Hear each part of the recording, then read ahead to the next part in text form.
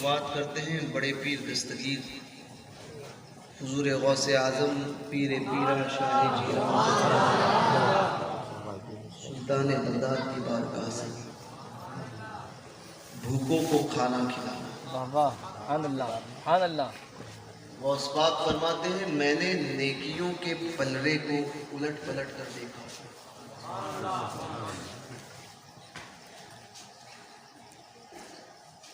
دفتر اعمال کو، نیکیوں کو میں نے الٹ پلٹ کر دیکھا، مگر بھوکے کو کھانا کھلانے سے بہتر نیکی کسی اور چیز کو نہیں۔ یہی وجہ ہے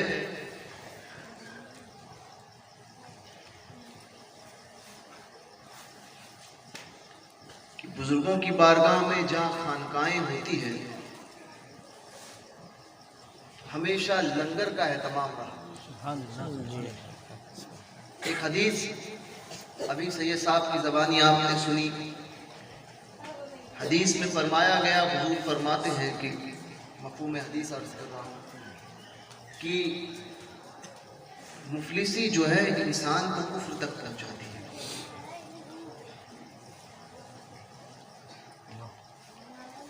مفلسی انسان کو کفر تک پہنچاتی ہے۔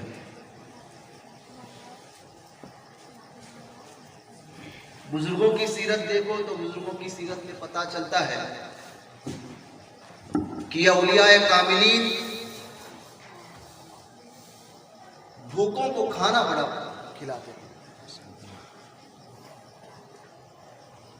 لوگ کہتے ہیں کہ اولیاء کاملین نے کیا کام کیا، فلاں لنگر تو لگتا تھا، صرف کھانا تو کھلایا ہے۔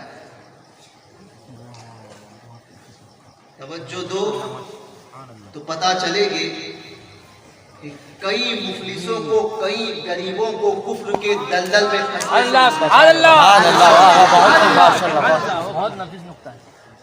کفر کے دلدل پھنسنے سے اور اپنے ایمان کو گنوانے سے محفوظ کر لیا۔ یعنی جو لوگ مفلسی کی وجہ سے کفر کر بیٹھتے یا شبہہ تھا، اندیشہ تھا کہ کہیں کفر نہ کر بیٹھے، ان بزرگوں نے اس کا پیٹ بھر دیا۔ اسی لیے بھوکے کو کھانا کھلانا ان بزرگوں کا محبوب مشغلہ رہا۔ آؤ خانقاہ میں 2 روٹی پیٹ بھر کر کھاؤ اور پھر جاؤ۔ کیوں؟ کیونکہ جب بھوک کا معاملہ ہوتا ہے نا تو دنیا کی کوئی بھی نعمت اس کے سامنے رکھ دی جائے،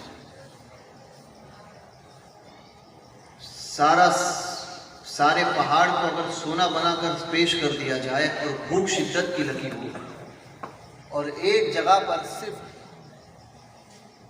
ایک روٹی کا ٹکڑا ہو اور ایک جگہ پر پہاڑ سونے کا، انسان کو پوچھا جائے کہ تجھے کس چیز کی حاجت ہے، وہ کہے گا کہ مجھے پیٹ بھرنا ہے۔ یہ اور بات ہے کہ آج کے دور میں تو انسان پہلے وہی لیتا ہے، حالات ہے کیونکہ وقت ہی چینج ہو گیا ہے۔ پہلے کھائیں گے بعد میں آرام سے، پہلے سونا لیتے ہیں۔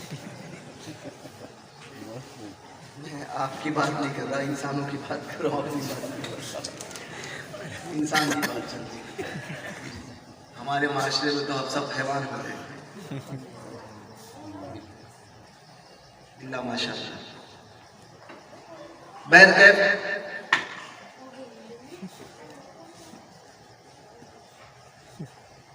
سرکار خواجہ عثمان حلوانی رضی اللہ تعالیٰ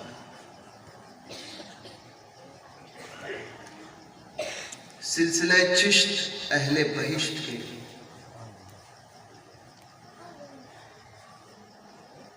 بزرگوں میں، اور وہ خواجہ عثمان حلوانی کہ جن کو سلطان الہند کے پیر و مرشد ہونے کا اعزاز ملا ہے۔ سبحان اللہ بہت خوب۔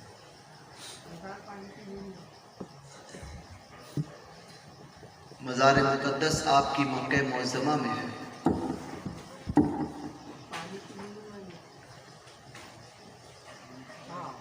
خواجہ عثمان ہارونی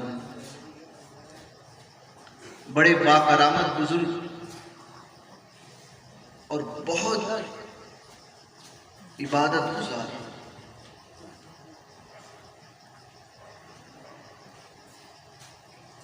شب و روز عبادت میں گزر رہے ہیں۔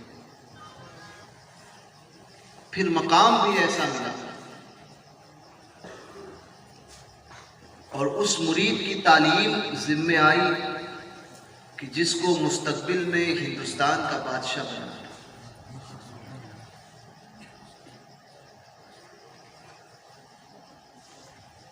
سرکار غریب نواز کو مرید کیا، فرمایا نا کہ غریب نواز خواجہ عثمان ہارونی کے مرید ہی نہیں بلکہ مراد تھے۔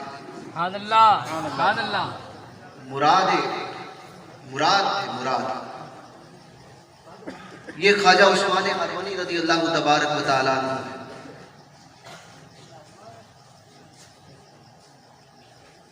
غریب نواز کے نام پر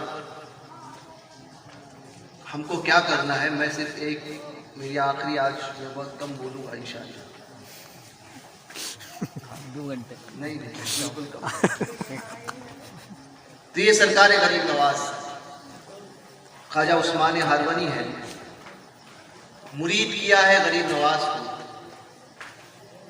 مرید کرنے کے بعد میں خانہ کعبہ کا طواف کر رہے ہیں، مرید کا ہاتھ غریب نواز کا ہاتھ پکڑا ہے، آسمان کی طرف دیکھا ہے، فضا میں بلند کیا ہے اور عرض کیا ہے، مولا معین الدین میری بارگاہ کا مقبول ہے، تو بھی اسے اپنی بارگاہ میں مقبول کر۔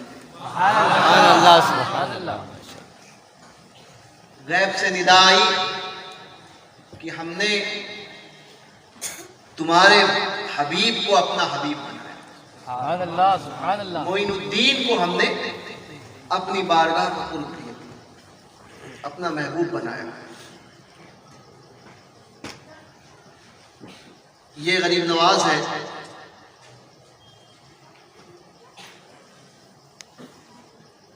بیٹھے ہیں خانہ کعبہ کا طواف کر کے، اب ولایت کے اعلیٰ مقام پر فائز کر رہے ہیں۔ خواجہ عثمان ہارونی کہا معین الدین 1000 مرتبہ سورہ اخلاص پڑھو، قل هو اللہ احد، 1000 مرتبہ پڑھو۔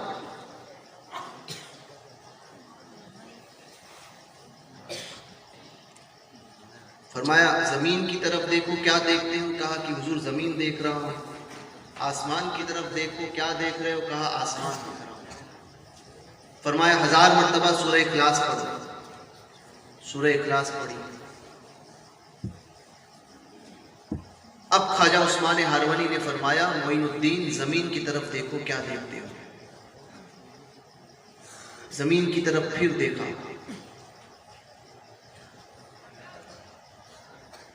تو عرض کرتے حضور تحت الثری دیکھ رہے ہیں، آخری زمین۔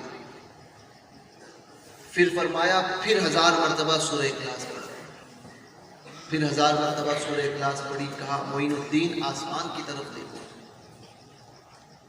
کیا دیکھ رہے ہیں؟ کہا حضور عرش اعظم دیکھ رہے ہیں۔ سبحان اللہ۔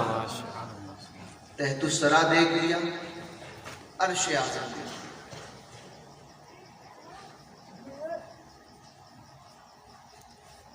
اب خواجہ عثمان ہارونی نے فرمایا معین الدین پھر 1000 مرتبہ سورہ اخلاص پڑھی، پھر 1000 مرتبہ سورہ اخلاص پڑھی گئی۔ لوگ کہتے ہیں ولی کے چاہنے سے کچھ نہیں ہوتا،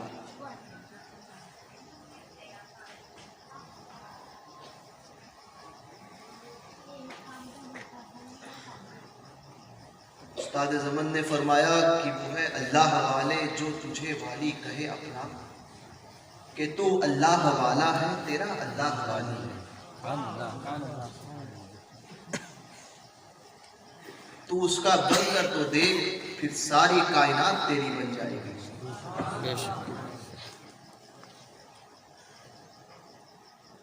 اور ظاہر سی بات ہے جب معاملات بھرے ہوئے ہوں تبھی کچھ پہنچ سکتا ہے۔ آج تو سارے معاملات خالی ہو گئے ہیں، سمجھے؟ وجد بھی آتا ہے لوگوں کو تو صرف جب قوالی لگتی ہے تب آتا ہے، ڈھول بجتے رہتے ہیں تبھی وجد آتا ہے، ڈھول غائب تو وجد بھی غائب۔ ہر چیز میں دکھاوا ہو گیا ہے۔ دوسروں کی دل کی بات کیا کوئی جانے، گھر کے باہر کی حالت بلکہ گھر کے اندر کی خبر ہمیں نہیں ملتی کہ ہمارے گھر میں کیا چل رہا ہے۔ اور دعوے ہمارے ہو گئے کہ ہم بہت بڑے اللہ کے ولی بن گئے ہیں اور بہت بڑے ولایت کے منزل پر فائز ہو گئے ہیں۔ اور ظاہر سی بات ہے دور ہی ایسا ہے، کوئی کچھ پا لے تو سمجھتا ہے کہ میں بہت پہنچ گیا ہوں، اور ایک دم قرب کی آخری منزل میں وہی فائز ہو لگتا ہے، یہی ہو گیا۔ غریب نواز سے سرکار خواجہ عثمان ہروانی نے فرمایا معین الدین 1000 مرتبہ سورہ اخلاص پڑھی۔ سرکار خواجہ عثمان ہروانی نے یہ 2 انگلیاں اٹھائی، ہم اور آپ دیکھ رہے ہیں تو اس میں خلا دکھ رہی ہے، یعنی ان دونوں کے درمیان اگر دیکھا جائے تو یہ دیکھ رہے ہیں ہمیں، آپ دیکھ رہے ہیں آپ ہمیں دیکھ رہے ہیں، یا اپنی انگلی کو اس طرح سے کر کے دیکھیے وی بنا کر، تو ان 2 انگلی کے درمیان تو آپ بولیں گے کہ خلا دکھ رہی ہے، سامنے دکھ رہا ہے بس، مگر دکھانے والا عثمان ہروانی تھا اور دیکھنے والا معین الدین سبحان اللہ۔ اسی 2 انگلیوں کے درمیان میں فرمایا معین الدین کیا دیکھ رہے ہیں؟ اسی 2 انگلیوں کے درمیان میں غریب نواز فرماتے ہیں کہ 18,000 عالم کو دیکھ رہا ہوں۔ سبحان اللہ، سبحان اللہ۔ 18,000 عالمین کو، کیا نگاہ تھی وہ، کیا معاملات تھے۔ اب سمجھیے کتنے بڑے مقام پر فائز ہو گئے ہیں غریب نواز۔ یہ تو ابتدائی ہے، مرید ہونے کے بعد فوراً سمجھے، یہ تو شروعات کے معاملات ہیں۔ ظاہر سی بات ہے سونا جتنا پرانا ہوتا ہے نا اتنی قیمت اس کی بڑھتی ہے۔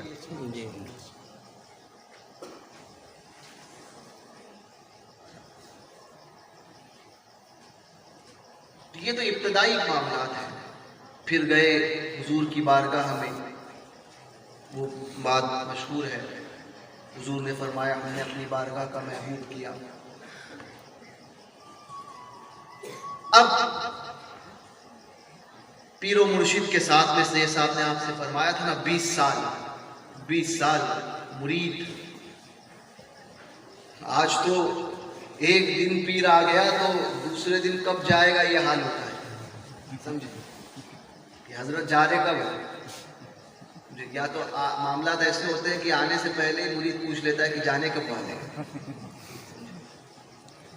تو آنے سے پہلے جانے کی فکر ہوتی ہے۔ یہ 20 سال 1-2 برس کا معاملہ نہیں ہے، 1-2 دن کا معاملہ نہیں ہے، 20 سال اپنے شیخ کی گٹھڑی کو اپنے سر پہ لاد کر چل رہے ہیں۔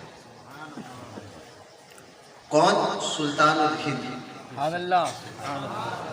پیر و مرشد کی خدمت، پیر کے پیچھے پیچھے چلنا، پیر کے آگے نہیں بڑھنا۔ پیر نے جو کہا، جہاں رکنے کو کہا وہاں رک گئے، پیر نے جیسا حکم دیا، پیر کے ساتھ گھومتے گھومتے، سفر کرتے کرتے، جنگلوں بیابان میں، صحرا میں، شہروں میں گھوم رہے ہیں، عبادت و ریاضت کر رہے ہیں، چلا کشی کبھی ہو رہی ہے۔ گھومتے گھومتے عراق کی سرزمین پر پہنچے۔ یہ عراق کی سرزمین ہے، بلکہ حج کے لیے، عراق کی سرزمین پر پہنچے۔ سرحد پر جب پہنچے ہیں، شہر کے قریب، لوگوں کا ملنا، خواجہ عثمان ہارونی کی خوشبو جو ہے شہر میں پھیل گئی کہ عثمان ہارونی آئے ہوئے ہیں، اللہ کے ایک ولی آئے ہوئے ہیں۔ لوگ ملاقات کے لیے، دعائیں لینے کے لیے پہنچے اس صحرا میں۔ اسی بغداد میں خواجہ عثمان ہارونی کے ایک دوست، جن کو ساری کائنات شیخ عمر شہاب الدین سہروردی کے نام سے یاد کرتی ہے، وہ ملاقات کے لیے پہنچے۔ خواجہ عثمان ہارونی کے دوست شیخ عمر شہاب الدین سہروردی، سلسلہ سہروردیہ کے بانی، ملاقات کے لیے پہنچے۔ دونوں بزرگوں نے ایک دوسرے کو دیکھا، بغلگیر ہوئے، بیٹھے۔ غریب نواز کی جوانی ہے، دونوں بزرگوں کو دیکھ رہے ہیں، پیر و مرشد کو دیکھ رہے ہیں کہ پیر و مرشد کے دوست آئے ہیں، ہاتھ باندھ کر وہیں پر کھڑے ہیں۔ اتنے میں 10 فقیر، 10 فقراء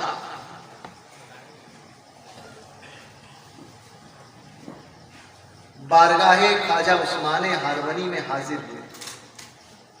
10 فقیر۔ آج تو ہمارے ادھر حال یہ ہوتا ہے کہ اگر ہوگا بھی تو کہیں گے کہ چل نکلو، نہیں دینا ہے، بھگا دو۔ خیمہ لگا ہوا تھا، خیمے میں بیٹھے شہاب الدین سہروردی، سلسلہ سہروردیہ کے بانی، اور خواجہ عثمان ہارونی، دونوں بزرگ بیٹھے ہیں۔ دونوں بزرگ بیٹھے ہیں۔ بیٹھنے کے بعد باتیں ہو رہی ہیں، 10 فقیر حاضر ہوئے۔ 10 فقیروں نے سوال کیا کہ حضور نوازشات فرمائیے۔ خواجہ عثمان ہارونی نے اپنے دوست شہاب الدین سہروردی کی طرف دیکھا اور کہا کہ دوست کچھ دے دو۔ کہا کہ آپ دے دیجئے۔ کہا آپ دیجئے۔ قریب میں ایک ڈنڈا رکھا ہوا تھا، ڈنڈا سمجھتے ہیں نا، ڈنڈا رکھا ہوا تھا۔ شیخ عمر شہاب الدین سہروردی نے بسم اللہ کہہ کے ڈنڈے پر ہاتھ مارا۔ ہاتھ مارا، ہاتھ میں لیا وہ ڈنڈا سونے کا، ان فقیروں کو دیا اور کہا لو جاؤ۔ خواجہ عثمان ہارونی کی بارگاہ میں انہوں نے عرض کیا حضور انہوں نے تو دے دیا، آپ بھی کچھ دے دیجئے۔ سونے کا ڈنڈا ملا تب بھی پیٹ نہیں بھرتا، حضور آپ بھی کچھ دیجئے۔ اچھا یہ چیزیں اگر آج کے دور میں ہو جائے نا،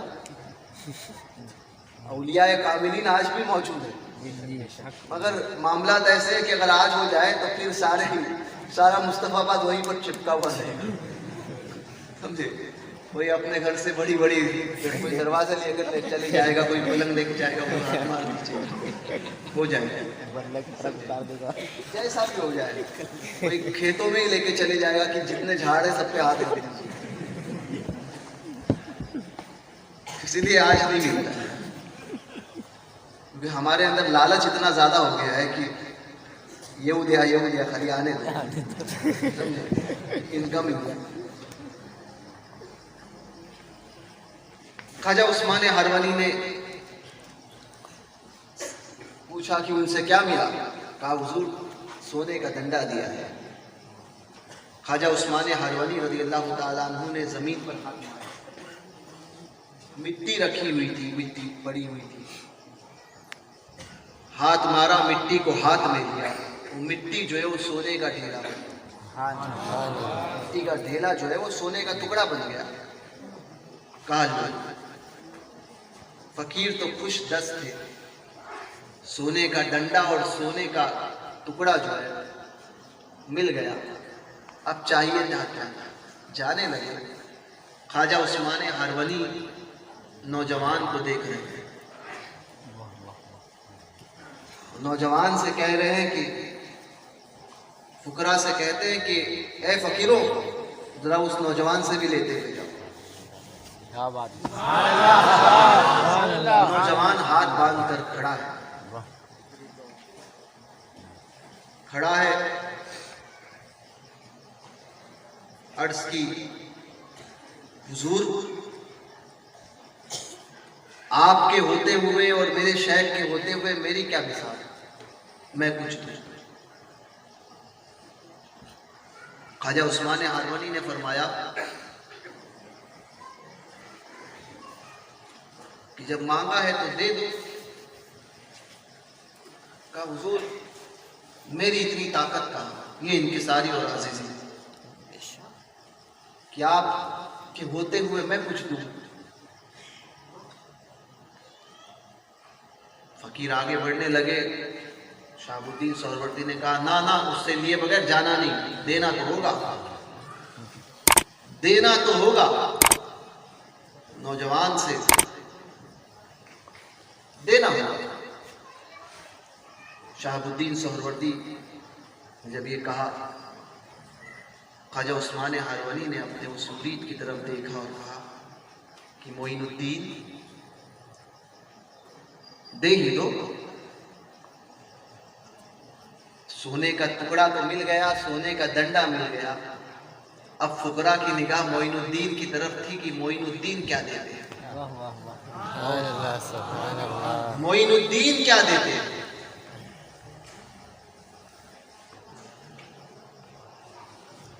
معین الدین چشتی نے اپنے جھولے میں ہاتھ ڈالا،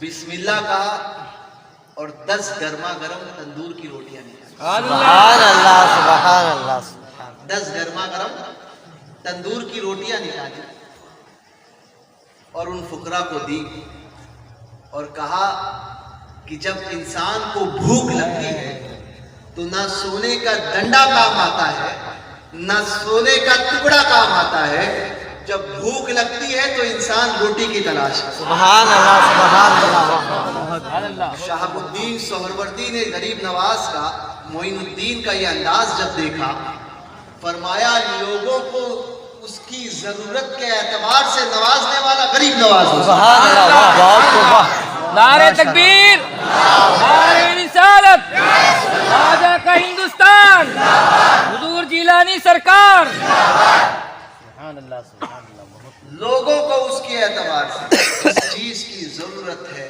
اس چیز کے اعتبار سے نوازنا۔ بھوک لگتی ہے تو وہی، اسی لیے جہاں نعرے لگاتے ہو تو یہ نعرہ بھی لگایا کرو، کبھی کبھی تو کوئی نوازے میرا خواجہ سدا نوازے۔ سبحان اللہ، سبحان اللہ، کبھی کبھی تو کوئی نوازے میرا خواجہ سدا نوازے۔ تو یہ غریب نواز ہے۔ آخری بات کہ ان بزرگوں نے ہر چیز کی طرف توجہ کی، خاص توجہ ان کی جو رہی وہ صرف اور صرف بھوکوں کو کھانا کھلانے کا۔ کیوں؟ کیونکہ انسان کی پیٹ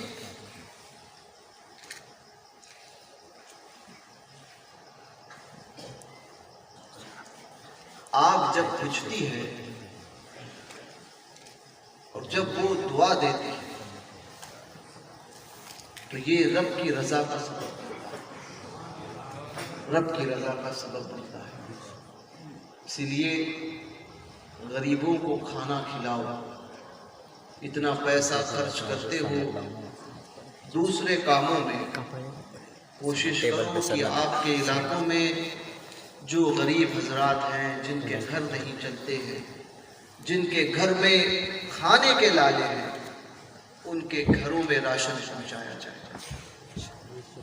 کوشش کرو، یہ غریب نواز کا عرس آ رہا ہے، کچھ لوگ وہ بھی کھڑے ہو جائیں کہ جو یہ کرے کہ اس غریب نواز کے اس عرس میں ہم غریبوں کے گھر میں راشن پہنچائے جائیں۔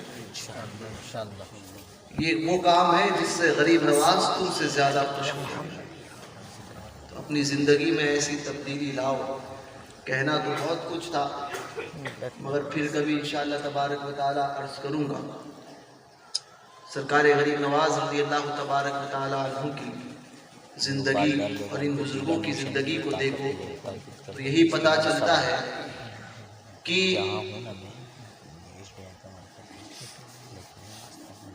ان بزرگوں نے غریبوں کو اپنے قریب کیا، سینے سے لگایا، اور یہی وجہ ہے حضور فرماتے ہیں، حدیث پاک کا مفہوم ہے کہ اللہ میرا حشر بھی مسکینوں کے ساتھ، مسکینوں میں رکھ، مسکینوں میں اٹھا، حشر بھی مسکینوں کے ساتھ کرنا۔ کیوں؟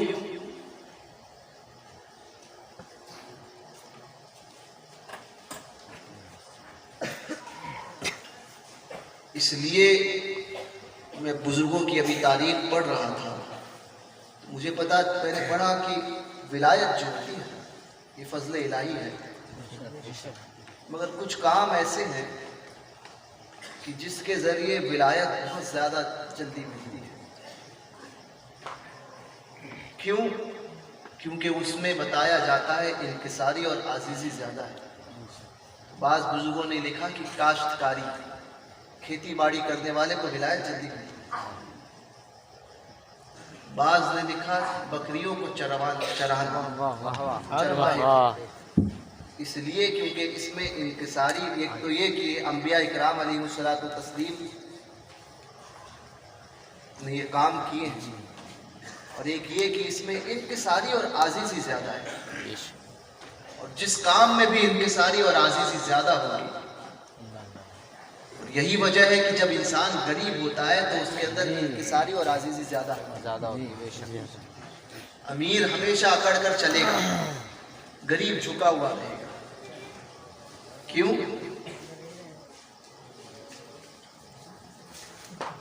کیونکہ دنیا جو ہے وہ انسان کے اندر اکڑ پیدا کرتی ہے، اور جب انسان اپنے رب کی طرف لو لگاتا ہے تو پھر وہ اکڑتا نہیں، جھک جاتا ہے، جھک جاتا ہے۔ غریب نواز کی زندگی سے سیکھو۔ 70 سال روزانہ 2 ختم قرآن کیے ہیں، 70 سال کا عرصہ۔ ایک روایت میں نے سرکار خواجہ کے متعلق پڑھی تھی، بزرگوں سے خاص طور پہ سنا تھا،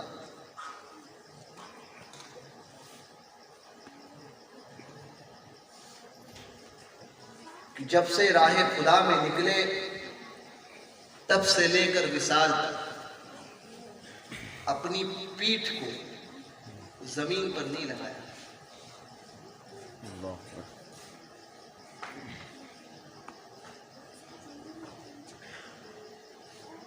کیا وجہ تھی؟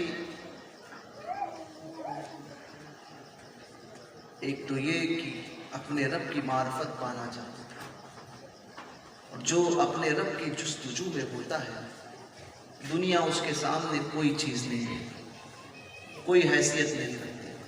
غریب نواز کا نعرہ لگاتے ہو، غریب نواز کے مشن کو، ان کی زندگی کو اپناؤ، غریبوں پر رحم کرو، غریبوں کے ساتھ میں اچھا سلوک کرو۔ اگر اتنا اللہ نے دیا ہے کہ تھوڑا سا نکال کر اپنے پڑوسی کی ضرورت کو پورا کر سکو تو نکال کر دیکھو، کبھی یہ بھی تو کر دیکھو، اور پھر دیکھو کہ کیسا سکون ملتا ہے۔